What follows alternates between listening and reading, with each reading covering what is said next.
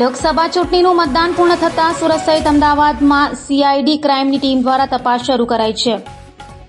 લોકસભા ચૂંટણીના મતદાન બાદ એજન્સીઓ એલર્ટ પર છે। ગાંધીનગર સીઆઈડી ક્રાઇમ દ્વારા આંગણિયા પેઢીઓ પર સર્ચ કરાયું છે। સુરત સહિત અન્ય શહેરોની અંદર સામૂહિક તપાસ સીઆઈડી ક્રાઇમે કરી છે।